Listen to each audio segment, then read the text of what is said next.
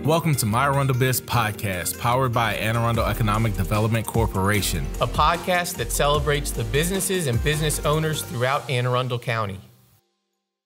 Hello and welcome to an amazing episode of my ArundelBiz podcast. I'm sorry Steve made me do it. Yep. Wrote that right in the script. Obviously, this is going to be a fun one to start off. And I'm very pleased to introduce today's guest, Gerardo Martinez. He's the owner of Wild Kid Acres, a 5-acre farm in southern Anne Arundel County, and it provides agricultural enrichment and education to the public. So, Gerardo, welcome to the podcast. Thanks for having me. Just to kick things off, if you could tell us a little bit about your very detailed background that I personally know a good amount of.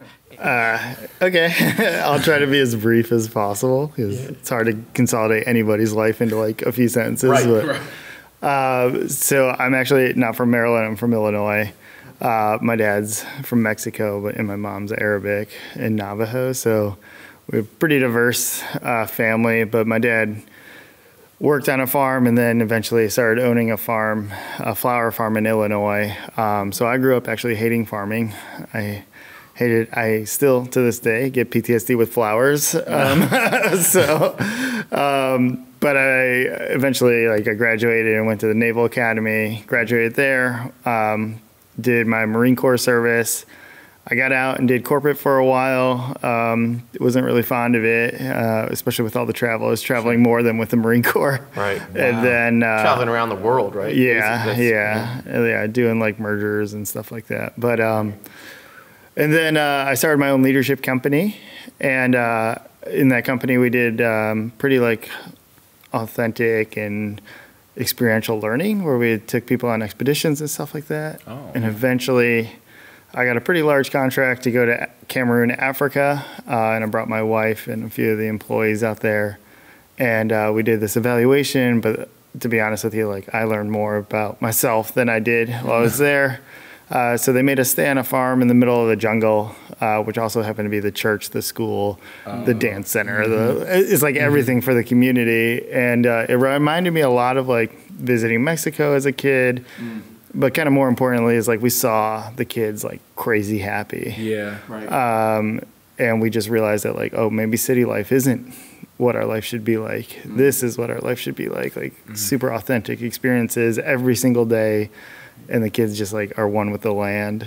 So we came back. We were living in Gaithersburg, and a month later I bought this place in Edgewater, which is 5 acres. It's on the water. It's in a nicer area that I'm familiar with because of the Naval Academy. Right. But we had this idea of we'll just take out a renovation loan and we'll live in Montgomery County where we were living, and then we'll just renovate this existing house. And then COVID hit. So we kind of said to ourselves, it's you know what? Let's just go all in. And we moved into an RV and we built a house by ourselves over COVID. And we used our animals to assist in the yard cleanup and the lawn cleanup. So it wasn't really a goal of mine to be in farming right away. But it just COVID and everything just kind of lent itself to that. And I don't regret any of it. It was an amazing experience. Although building a house on your own, I don't recommend that to anybody. Yeah. It was a lot of work. But as we'll get to later, you have built a barn largely on your own. So. Yeah. So with that being said, when you went into starting this, did you ever have that hesitation? Because just like you said, you didn't want a farm. Yeah. You know what I mean? Did you have any hesitation to say, you know what, let me pull back, let me not do this? I think every business owner in the world has that. Every day you deal with I'm a total failure. Farming is no different, except for you have more at stake because you work with the land and the weather. So the hesitation is there almost constantly. But I'm just one of those person that as soon as I say this is what I'm gonna do, I've kind of made it a point in my life to do that because of past and just dealing with people that don't. So when I said I was going to be a farmer, my wife was like, "You're insane," because I know who you are, and we're going to get in this like knee deep very quickly. But yeah, as hesitation and thinking I'm a failure, that's daily occurrence. So that's And I guess other than, knowing that you weren't going to want to grow flowers probably because of the kind of PTSD you had from your youth. yeah. Did you have a plan of like, I want to grow this, I want to have these animals, or did that just evolve over time? Yeah, everything evolved over time. Like our original onset was like we would buy land and get one dairy cow, one pig, and chickens for eggs, and that was it. And we were like, it's almost subsistence farming. Yeah. So many farmers start with that exact mindset. Yeah. We've had about 3 or 4 on already, and a lot of them start with the same. Yep. We only had one, and then we knew we needed. And yeah. And so like the way we evolved was a little bit different than just like we love this. It was we involve the community in everything we do. So what happened is over COVID, while I was building the house, people kept pulling in my driveway because people in Anne Arundel County are like nosy. Yeah. Well, and we should say, so I've been to Wild Kid Acres many times. You're on a farm and it's, southern Anne Arundel, but it's like 5 minutes from the giant food in Edgewater. Yeah. So it's not like quote unquote farm country. Yeah. You've got, people, lots of people We're around. probably like the northernmost edge of the agricultural section of so people just kept pulling in because we have so much accessibility. We're on 214, so it's like really easy to get to. And we use goats and a cow to clean the area, and then we take the trash out. So like people saw us moving the animals. Everybody was super curious. So what happened is we opened up in 2021 officially, and we were overwhelmed with demand. And every single time someone came, if they were a community member or something, we would gauge demand interest. So like, are you more interested in like growing pigs? Are you more interested in regenerative farming? And we evolved from there. And what happened is the average age of a farmer in Maryland is almost 70 now. And there's a lot of farms like not going under, but they're retiring out and their kids don't want to succeed them. So like the ability to get animals and equipment and all that stuff is super easy right now, which is sad to say.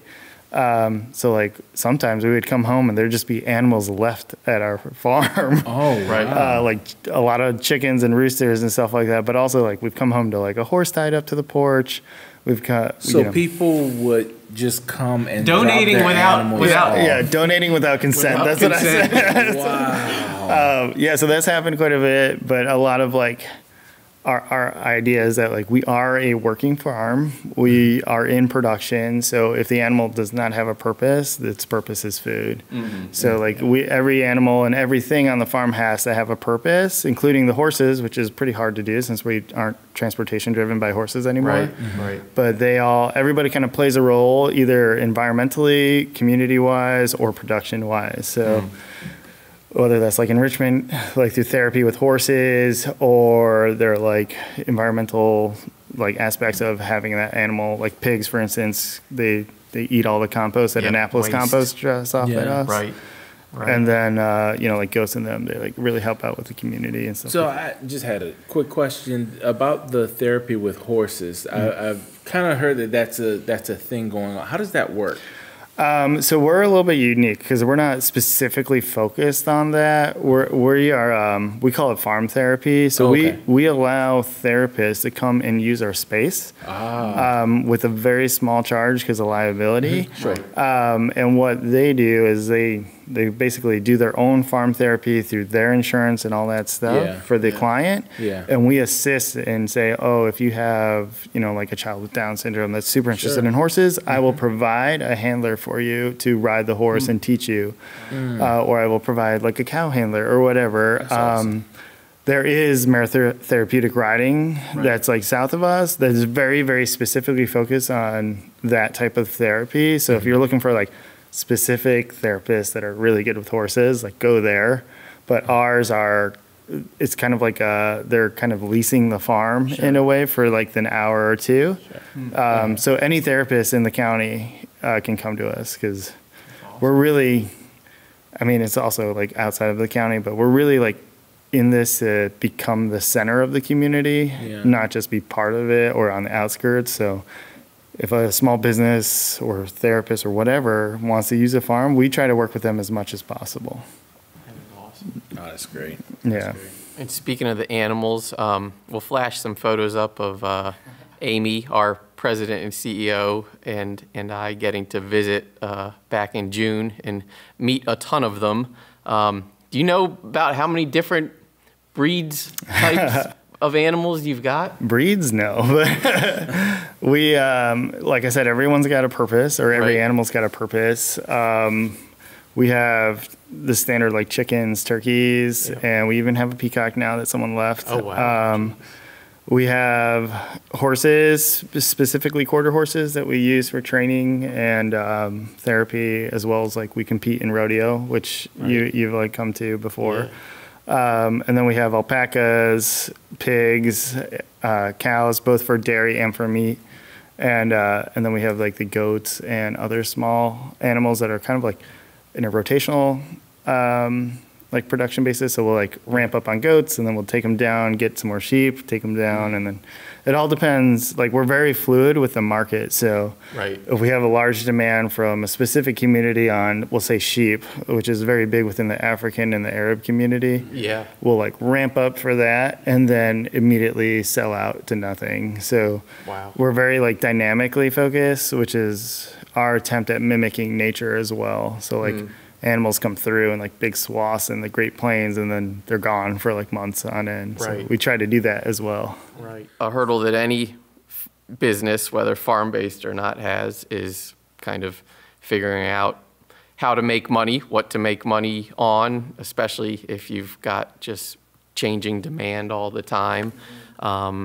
So what are your main, I guess, revenue producing services and whatnot? And, you know, I know you've got farmers market. In the past you've had one, but now have a big one that'll be part of the barn. So if you could just share some of the future business endeavors, basically. Yeah, for sure.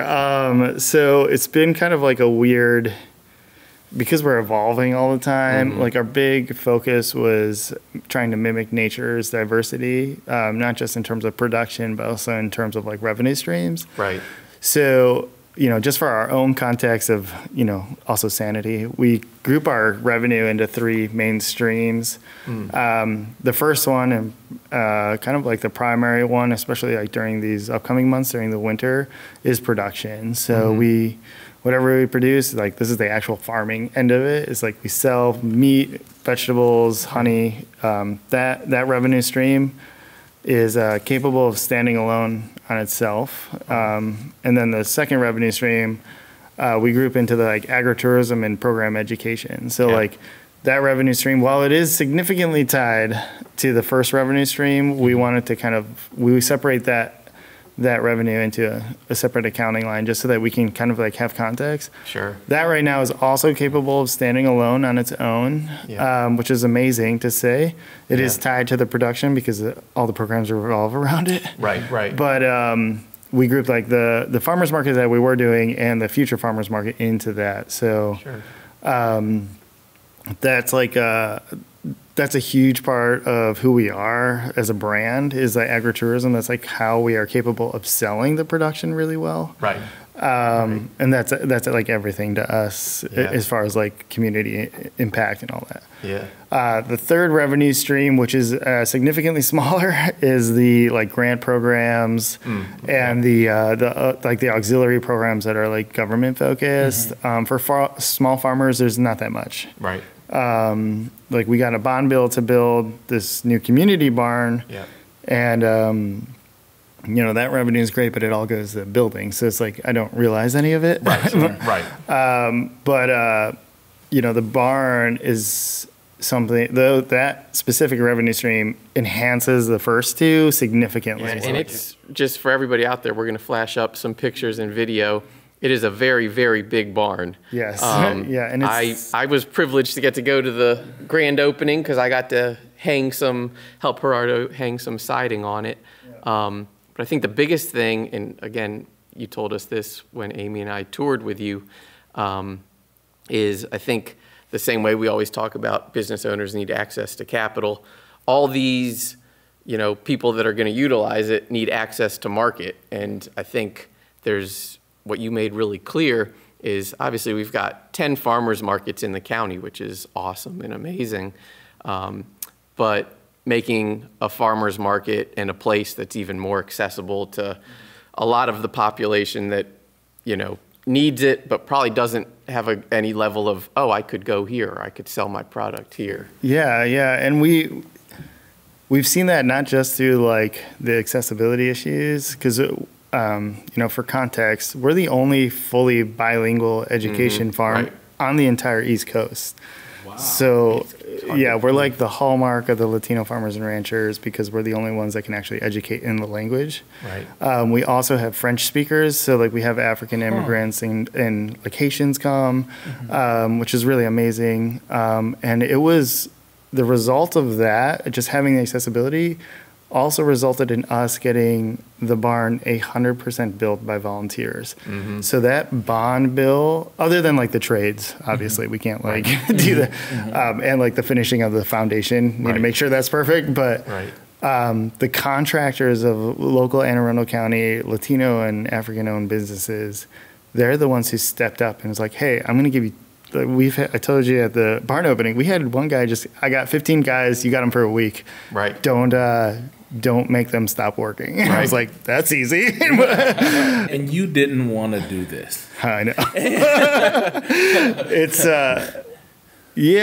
I didn't want to do it, but then I realized how much of it farming culturally is part of me. Yeah. And as soon as you see the results of like, not even the results of like growing and distributing food, but like the results of like watching a kid grow food and donate it for the first time, kids that otherwise would never have done it, or the results of, I call them the rescued humans, like the people who could never find a home are finding homes on my farm. Yeah. Because I welcome everybody. Yeah. One, because I need the help, but also because, the one thing about farming, it is like the only truly fully redemptive profession in the entire world. So like that cow and that plant or the bees, they don't care if you have a criminal history. They don't care if you have a mental issue. Yeah. They don't care. They just care about what's present, how you treat them,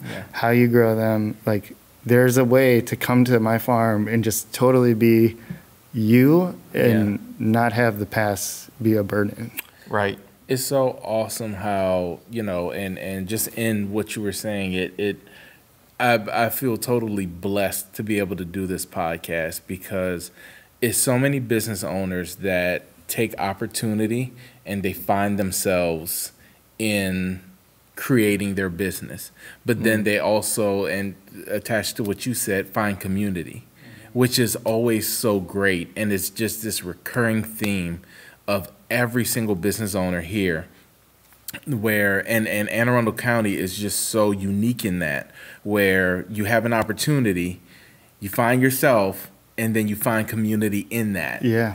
And it's the greatest thing in the world. And it's kudos to you because to be honest with you, it really drives community to be able to give somebody an experience that they otherwise would not. Like how many kids can come and say that, oh yeah, I petted a horse, I was riding a horse, I did this, I did that. Right. And it's the greatest thing in the world, and it's a real you're a real blessing to the community, to be honest with you. Yeah, I don't like when people say that because I don't feel like I'm a blessing. Well, you're not supposed to. But it is because you're I do working. have to say that, like, as a business owner, you look at like return on investment, right? Absolutely. And like you look at, part of it. Oh, I gotta like do this. But the greatest return on investment for any business owner, especially those beginning, is your social capital, right? Like that community, the like impact. You might not think that, this kid that's like 18 will give you anything, and he might not, but there is a potential for that kid in the future to be this multimillionaire or whatever, and just be like, hey, I remember that experience. Yep. Right. Just like my farm, you know, like I didn't need to open up, but now that I'm like, oh, you know what? I'm just going to invest in everybody that comes, because I didn't get that when I was a kid. And once somebody started to do that, I owe like my life to him. So it's like, I look at every person as like a huge investment, whether they're a nobody or they have issues or whatever. Like there's potential for them to not even like return it back to me, but return it to the world or the community. So Right. So yeah, that's like, I sound like a nonprofit, like, when we do have a nonprofit arm. No, that's but why like, I wanted to lean into some of the business on this, because I know, you know, people might often think Wild Kid is a nonprofit and not a business, but it's awesome that it's accomplishing everything that Grace and you were talking about, while still being a successful growing business. Yeah, and we do have a nonprofit arm, and we work with a significant amount of nonprofits. Like we have, like, I'm not making millions of dollars, obviously, but like most of our profits are funneled into community events and community like involvement. So like, I'm lucky to be a full-time farmer, which most farmers are not. But like the business aspect is like, I believe that running a successful business is not precluded from being a nonprofit. Like a nonprofit has to make money, or it dies with the leadership. So like, I want to make sure that I have a for-profit business that is attractive enough for my son to potentially take over. And that is something why all the like immigrant farmers and the new Latino farmers, they come to us because I am a for-profit. And I do have the nonprofit arm that we invest, like I call outside the fence line. Like we give kids scholarships and stuff like that. Oh, that's great. But the for-profit arm is a way to show that it's like, it is profitable to be not only like environmentally conscious farming, but it also is profitable to involve the community, and potentially make it a business, because that will then inspire the next one to grow and grow and grow. So, and that's just the world we live in. Like whether the United States, that's a capitalist system or not, like if it doesn't make money, it dies. So. What are a few other things, you know, that you've got planned for the future? Or maybe what would you like to have as an additional offering, you know, a year from now, 2 years from now? A lot. But long list. It's a long list. But I think what we're realizing now is that, you know, Anne Arundel County is unique, where like the community does give you a return if you involve it. We like to say on the farm that like Anne Arundel County, there's like 7,000 mayors of every neighborhood. So like, as long as you're friends with that mayor, like it's gonna work out. But there is a accessibility issue in terms of transportation, in terms of accessibility, especially for those that are underserved.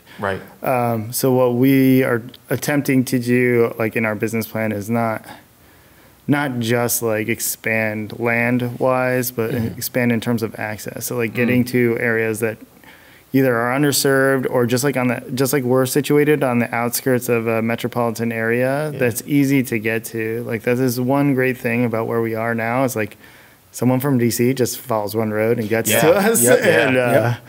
But there's like those who can only use buses. There's those that can't like afford to get here on a weekend. So what we would like to do, like long-term goal, is we want to be a pipeline of talent into farming by acquiring land, training kids or young adults or even older adults that want to get into farming on my farm, and placing them on that land and be like, it's almost like a franchise model. Be like, this is your farm. Your job is to become the community leader and make this farm the center of the community in whatever, Philadelphia, Chicago, like whatever it is. Or on like the other side of DC. So in that, there's like trying to ramp up production bigger. You know, there's a lot of food and, you know, nutritional issues that are going around the country right now and the world. So like we have the ability to potentially solve that if we can acquire more land and mimic this model in those areas and have the talent pipeline to be like, hey, I saw you really loved horses. Like, I need you to go to this farm and build this. Yeah. So, Yeah. And that's just like addressing the fact that like there's no next generation of farming. Right. The communities are thirsty for it and they need food. And it's just like a really amazing plan if we can get it successful. Yeah. Just land acquisition is the only thing holding us back. Yeah. What is some of your top advice for other business owners out there or aspiring entrepreneurs? I mean, like the number one advice is that return on investment on social capital, right? Like your network will make your business survive, Right. Even in the hardest of times like COVID. But probably, like, other than that piece of advice, which is probably like the only piece of advice you ever actually need, is like talking about that like mental issue of like I'm a failure every day. Like, just be comfortable in that uncomfortable state.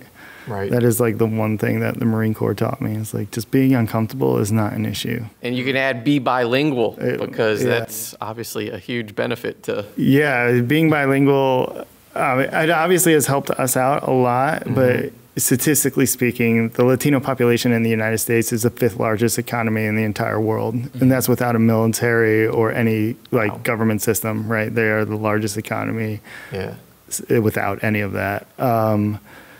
They're the most rapidly growing demographic, not only in the state of Maryland, but in, the entire country. Right. And they are young.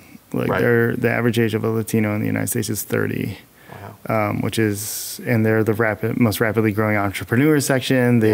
They service all of the industries that are extremely struggling with talent right now: agriculture, construction, childcare.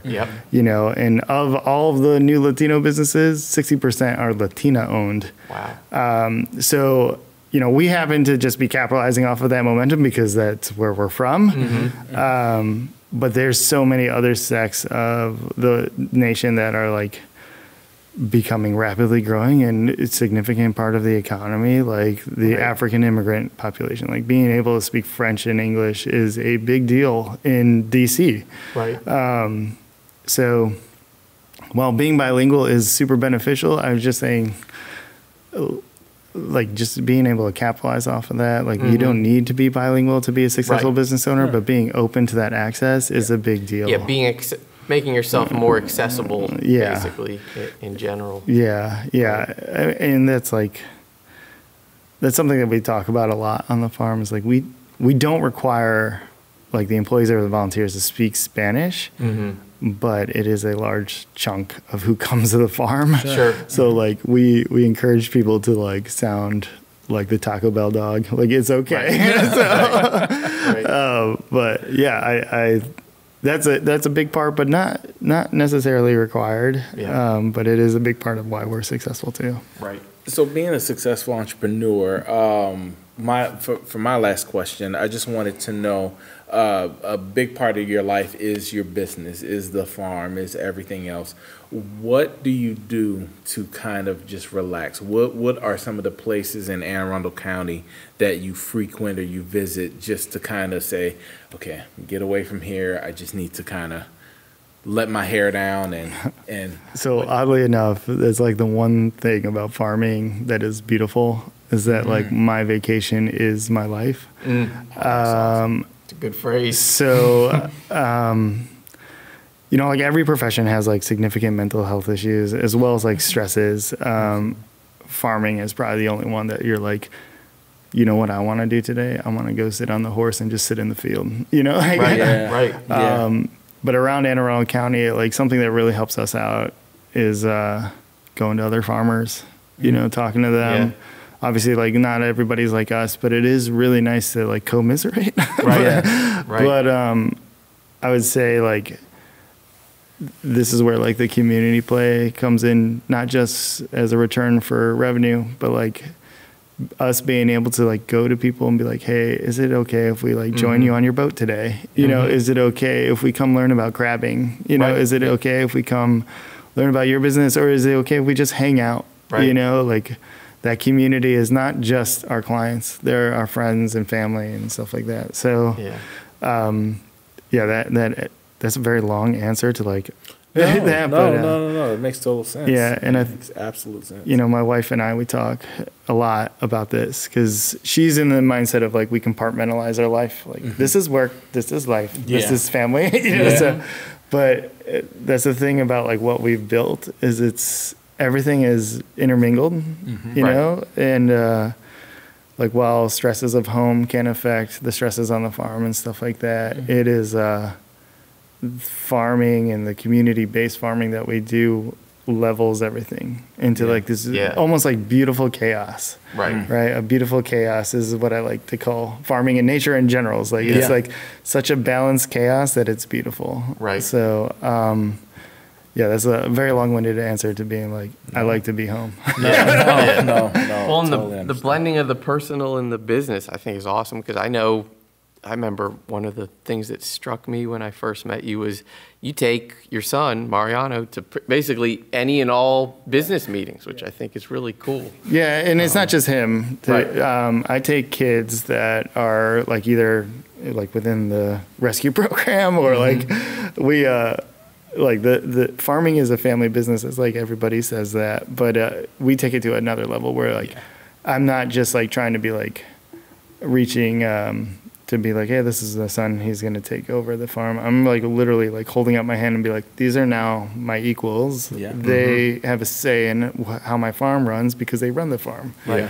We're really big into like reaching our hands out and bringing people with us. So like I don't go to any meetings without either my son or like some of the volunteers or like you'll see me everywhere. Like we wear these like kind of like typical Mexican cowboy hats, not the big sombreros because that's for competing, but like and like all of my kids wear them, all the volunteers wear them. So like when we go places, people will go up to them and be like, oh my God, I thought you were Gerardo. Yeah. But he's like, well, they represent me. That's why they wear the hat. Yeah. So you'll see. I mean, July 4th parade, you guys were there, and I remember the hats. Yeah. Governor's Buy Local Cookout.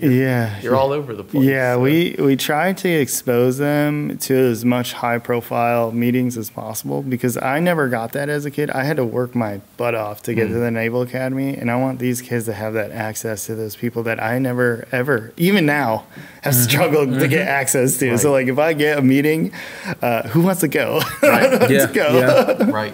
I don't care if you're not on the list. Yeah, I'll sneak you in. Yeah.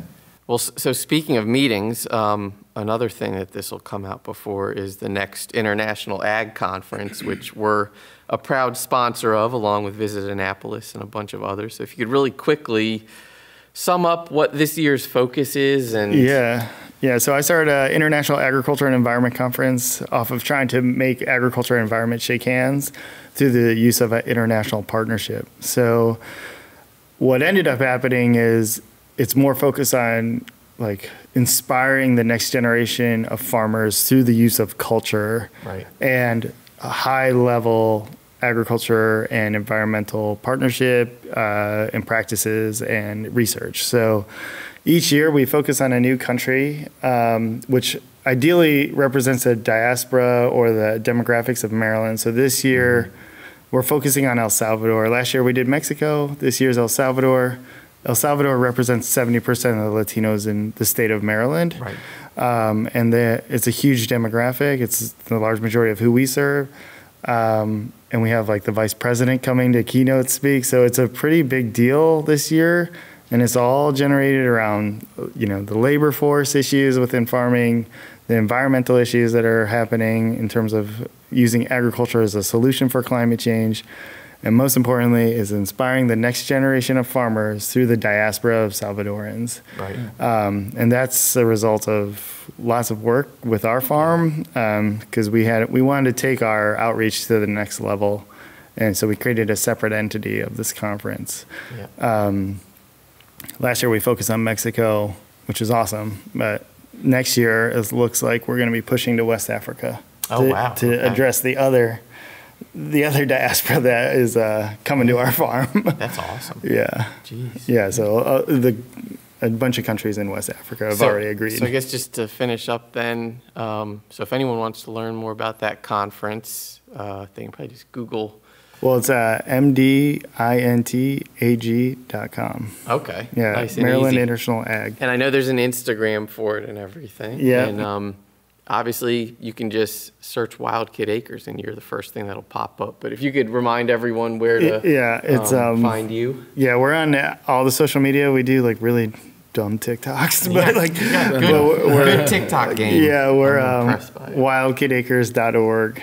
Yeah, and you can find us like almost anywhere on Google if you just type that in. So. And you can obviously just drop by, as so many people do. Yeah. And as a reminder, everyone, you can watch this episode and any past or future episodes of the podcast on both YouTube and Facebook. And be sure to follow us on Facebook, Instagram, LinkedIn to stay up to date on everything economic development in Anne Arundel County. Thanks.